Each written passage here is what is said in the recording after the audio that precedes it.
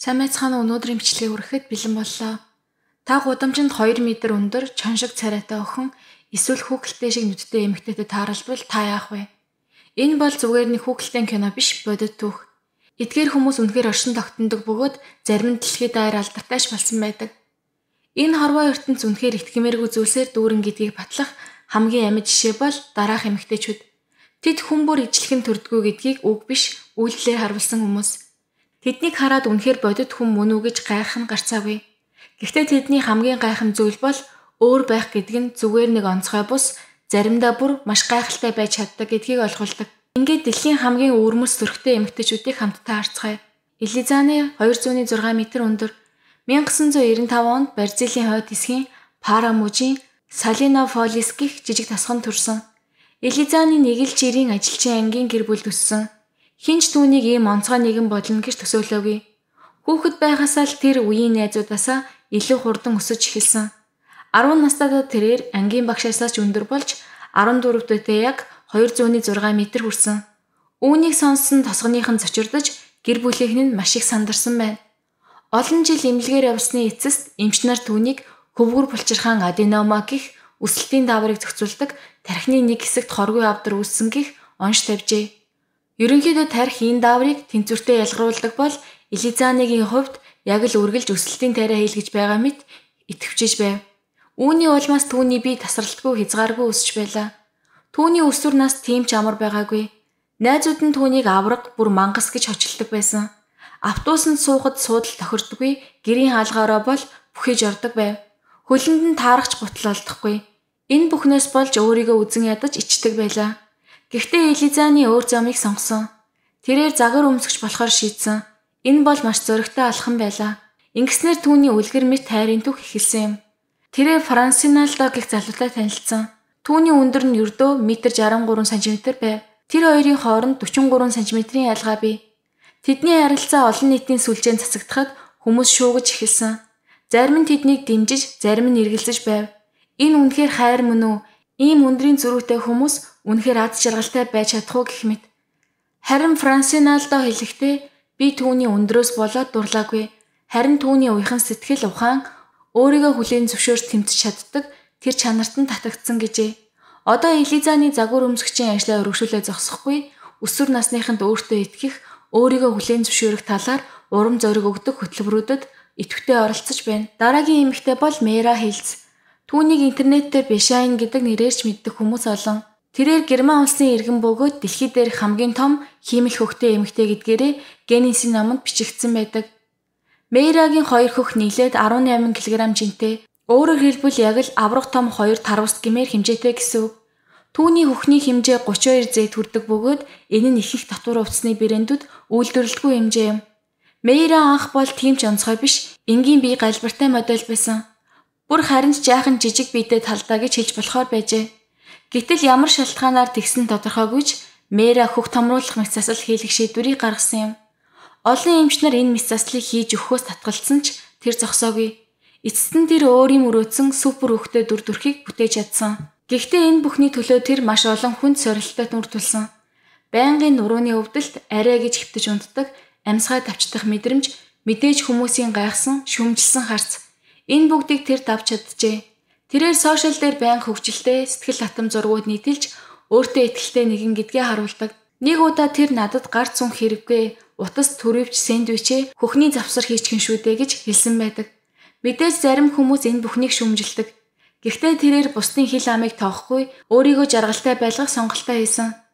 Биеэ хэн нэгний стандартад нийцүүлэх гэж оролдох хэрэггүй, харин өөртөө итгэж өөрийнхөөрөө бай гэдгийг биеэрээ харуулж яваа гэж хэлж болно. Хэдийгээр тэрний сонголт зарим хүмүүст хитрхи санагдаж магадгүй ч энэ бол түүний сонголт. Өөрт нь таалагддаг бол тэгээд л болоо. Дараагийн онцгой эмэгтэй бол Супадра Натри Сасупан. Тэр 2000 онд Таиландын Бангкок хотод төрсөн. Харин түүнийг юр бусын хүн болгосон шалтгаан нь амбраасын хам шинж гэдэг маш ховор эмгэг.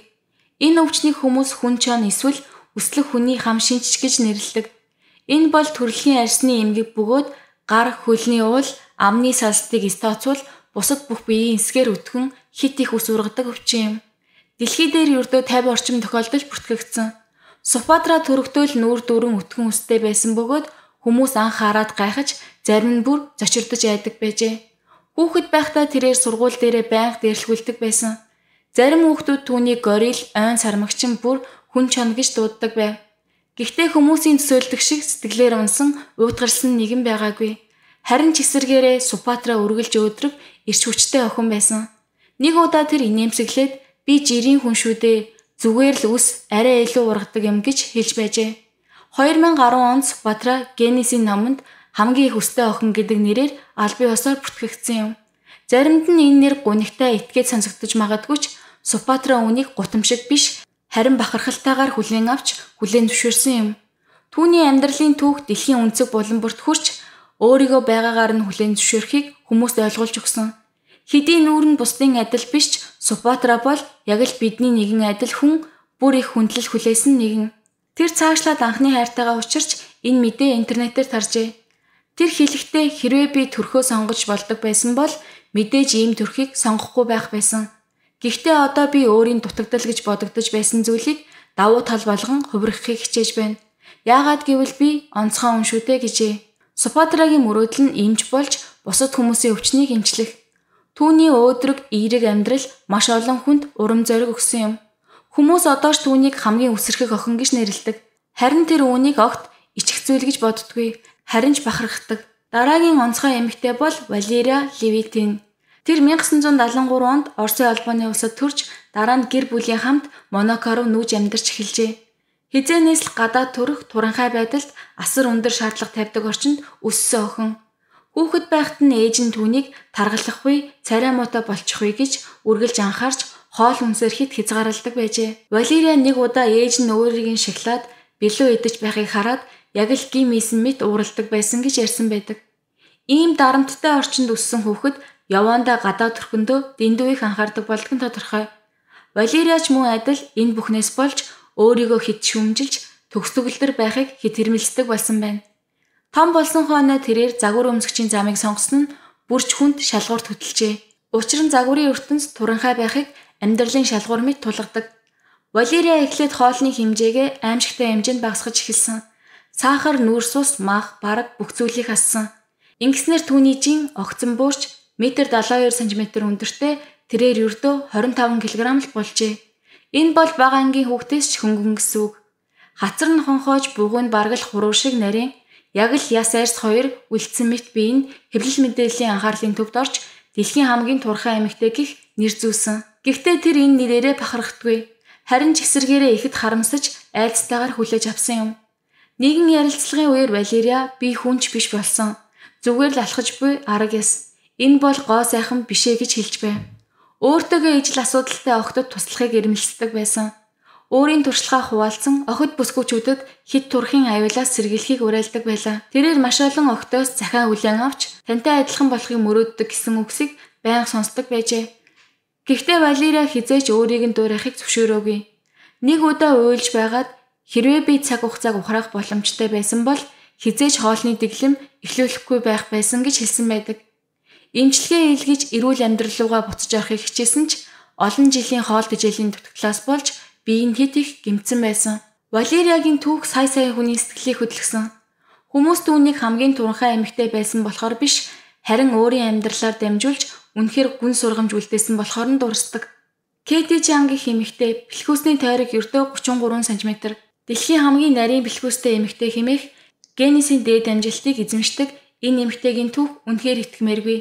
Кэти 1937 онд Америкийн нэгдсэн улсад төрсөн. Тэрээр ямар нэгэн алдартай модель эсвэл од биш. Зүгээр л жирийн гэрийн эзэгтэй ээж гэвч корсетонд амьдралаа зориулсан нэгэн.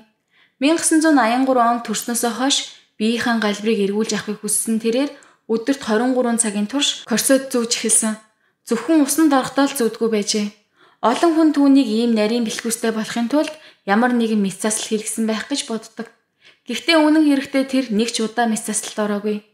Түүний 33 см-ийн бэлхүүс бол 30 гаруй жилийн турш тууштай корсет зүүсний үр дүн. Олон жилийн турш корсет зүүсээр байгаад хавирга нь баг багаар дотгош харагдаж, дотор эрэхтүүд нь ч бас нэг л мэтгэд тэр орон зайд дасаж зогтсон байжээ. Эмчнэр үүнийг гоо сайхны тарчлал гэж нэрлэдэгч Кэтигийн хувьд энэ бол тарчлал биш харин урлаг. Нөхөр нь ч бас түүнтэй адил корсетонд дуртай байсан. Бүр эмч хүн. Тэгээд хамтдаа корсет цуглуулж 100-аас ч олон болчихсон гинлээ. Тэд төрөл бүрийн эртний хувцас үзэсгэлэн загварын арга хэмжээнд оролцдог байжээ. Гэсэн ч олон хүн Кэтигийн эрүүл мэндэд санаа зовсон мэдээж. Гэхдээ тэр өдгөөч эрүүл өндөр настай ч гэсэн үргэлж инээмсэглэж явдаг. Нэг удаа та яагаад ийм тууштайгаар бэлхүүсэнтэй анхаардаг юм бэ гэж асуухад тэр зүгээр л би энэ бүхнийг хэн нэгэнд таалагдахын тулд хийгээгүй. Зүгээр л өөрт минь энэ гоё харагддаг гэж хариулжээ. Кэтигийн түүх зүгээр нэг хачирхалтай биеийн хэлбэр биш. Харин ч гоо сайханд хязгаар гэж байдаг юм уу гэж өөрөөсөө асуумаар санагддаг. Та Кэти шиг бэлхүүстэй болохыг хүсэх үү? Эсвэл амттай хоолоо идээд жаргалтай амьдралыг сонгох уу? Аль нь ч байсан таны сонголт. Дараагийн онцгой эмэгтэй бол Лизи Власкес. Тэр 1986 онд Америкийн нэгдсэн улсын Техас мужид төрсөн. Төрөхдөө ердөө 1.2 кг жинтэй байсан бөгөөд эмч нар түүнийг хэдхэн 7 хоног л амьд байна гэж таамаглаж байжээ. Гэхдээ Лизи амьд үлдэж чадсан. Гэхдээ түүний биеийн хөгжил бусад хүүхдүүдээс тэсөөр байсан. Ямар ч уух хөрөмтлүүлдэггүй, булчин хөгжидгүй, ясанд хэвийн хэмжээгээр ургадаггүй. Энэ бүх нь ховор генетикийн эмгэгээс үүдэлтэй. Өнөөдрийн хүртэл Лизигийн жин хизээж 29 кг-ыг даваагүй. Түүний хацар хонхойж, эрүүн шүвгэр, биед нь өөх байхгүй, хоёр нүд нь өөр харааны чадвартай, нэг нүд нь бүрэн хараагүй. Гэхдээ түүний оюун ухаан сэтгэл зүйн зүгээр. Лизигийн амьдралын хамгийн хүн цохилт 17 настай нь тохиолдсон. Нэг өдөр YouTube дээр дэлхийн хамгийн цайраа муутай эмэгтэй гэх бичлэг харсан бөгөөд өөрийнх нь зураг байжээ. Тэр бичлэг сая хүнд хүрч комент нь бүр аимшигтай. Яаж энэ эмэгтэй амьд явдаг юм бэ? Аимшигын кинонд тохирох дүр байна. Хүнч гэж хэлмээргүй гэх мэтчлэн аимшигт үгсээр дүүрэн байсан. Лизи тэр үед маш их сэтгэлээр унсан. Бүхнийг орхих бодол толгойд нь ч орж ирж байжээ. Гэхдээ тэр шантраагүй. Тэрээр нийтэд ил гарч илтгэл тавьж эхэлсэн. Мөн өөрийнхөө тухай ном бичсэн. Хинч чамааг хэн гэдгийг чинь тодорхойлох эрхгүй гэдэг санааг түгээх болжээ. 2013 онд та өөрийгөө хэрхэн тодорхойлох вэ хэмээх ихтгэл тавьж тэр нь сая хүний зүрх сэтгэлийг хөндөж дэлхийн хамгийн сэтгэл хөдлөм илтгэлийн нэг болж чадсан. Одоо Лизи бол дэлхийн хамгийн цайраа муутай эмэгтэй биш, харин хоёр нүдээр бус сэтгэлээрээ гарахыг заадаг эмэгтэй. Тэр бол алдартай зохиолч, кибер дээрлэхэлтэй тэмцэгч, зоригтой зүрх гэх баримтат киноны гол дүр бөгөөд дэлхийд даяар урам зориг өгдөг хүн юм. Нэг удаа тэр ингэж хэлсэн байдаг. Би таныг надад хөөрхөн байна гэж хэлээсэй гэж хүсэхгүй байна. Харин надад сайхан сэтгэлтэй хүн байна гэж хэлээсэй гэж хүсэж байна гэжээ. Лизи өөрийгөө байгаагаар нь хайрлаж, бусдад гэрэл түгэж чадсан хүний тод жишээ юм. Дараагийн эмэгтэй бол Валерия Лукьянова. Валерия бол Украинд төрсэн бөгөөд өөрийгөө амьд Барби болгон хувиргасан гэдгээрээ дэлхийд даяар алдарсан нэг юм. 1985 онд төрсэн тэрээр хөгжимчний мэргэжил эзэмшсэн мөн архитектурын инженер боловсралтай. Гэвч түүний амьдралыг оронгоор нөөцчилсэн мөч бол өөрийн зургаа сошиалд нийтэлж эхэлсэн явдал байлаа. Түүний цагаан бараг шүр сувд шиг арьс, нүдэнд багтамгүй нарийн бэлхүүс, цэнхэр том нүд, шавх өндөр хамар, яг л хүүхэлтэй шиг төрх хүмүүсийн анхаарлыг маш хурдан татсан. Ингэснээр Валерия амьд Барби гэдэг нэрээр танигдаж интернет сенсац болж хувирсан юм. Нэг удаа хүүхний мэс засал хийлгсэн бөгөөд бусад бүх зүйл нь зөвхөн будалт, хоолны дэглэм, мөн дасгал, бясалгалын үр дүн гэжээ. Түүнийг хараад хүмүүс янз бүрээр хүлээж авсан. Зарим нь биширч, зарим нь чигшиж. Гэвч Валериагийн олныг гайхшруулсан хамгийн том зүйл бол түүний итгэл үнэмшил, хэлж ярьж буй зүйлүүд байлаа. Тэрээр өөрийгөө өөр гаригийн хүн, эртний иргэншлээс дахин төрсөн сүнс хэмээн тодорхойлдог. Өөрийнх нь хэлснээр хүн төрлөختний ухамсарын төвшинг ахиулах үүрэгтэйгээр дэлхийд ирсэн гэжээ. Валерия нэгэн ярилцлагын үеэр хоол хүнс гэдэг чинь хүнийг хамгийн доод түвшинд нь барьж байдаг зүйл гэж хэлсэн байдаг. Тиймээс тэрээр идэхгүйгээр амьдрах аргыг сурч байгаа гин. Түүний хэлснээр тэр зөвхөн гэрэл, агаар, сүнслэг энергиэс тижэл авч өөрийгөө тэтгэдэг. Тэрээр бясалгал хийж өөр хэмжээс ертөнцүүдтэй холбогдож чаддаг гэж итгэдэг. Мэдээж Валерия маш их шүүмжлэлд өртсөн. Түүнийг эрүүл мэндэд хортой жишээ үзүүлж байна. Эмэгтэйчүүдийг бодит бус гоо сайхны стандартад шахаж байна гэж буруутгах хүн олон. Зарим нь бүр мисаслын мангас гэж хүртэл нэрлэж байна. Гэвч Валерия хизээж бусдын бодолд анхаарал хандуулаагүй. Тэр өөрийнхөө амьдрахыг сонгосон. Түүнийхэр бол гоо сайхан гэдэг нь гадаад төрхөөс гадна дотоод ертөнц сүнслэг байдалтай холбоотой зүйл. Тиймээс тэр загвар өмсөж, ном бичиж, бясалгал зааж өөрийн итгэл үнэмшлийг түгээсээр л явна. Хүмүүс юу гэж хэлэх нь хамаагүй тэр өөрийн бүтээсэн дүр төрхөөрөө бахархдаг. Харин дараагийн эмэгтэй бол Кудя Диоп. Тэрээр 1996 онд Сенегал улсад төрсэн. Багаасаа бусад хүүхдүүдээс тэсөөр, гүн хар арьстай байжээ. Түүний арьсны өнгө бол яалтч үгүй дэлхий дээр хамгийн бараан тооцогдох үз. Гэхдээ ийм өвөрмөс төрхтэй байна гэдэг амар байгаагүй.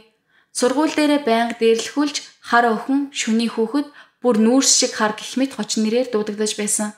Гэхдээ Кудя тэр бүх доромжлыг тоогоогүй. Харин ч улам бүр өөртөө итгэлтэй болсон. Тэрээр нэгэн ярилцлахад хүмүүс намайг янз бүрээр нэрлэдэг байсан. Тэд намайг арьсныхаа өнгнөөсөө ичиж өөрийгөө нуух байх гэж боддог байлаа. Гэтэл би тэр хоч болгондоо дуртай.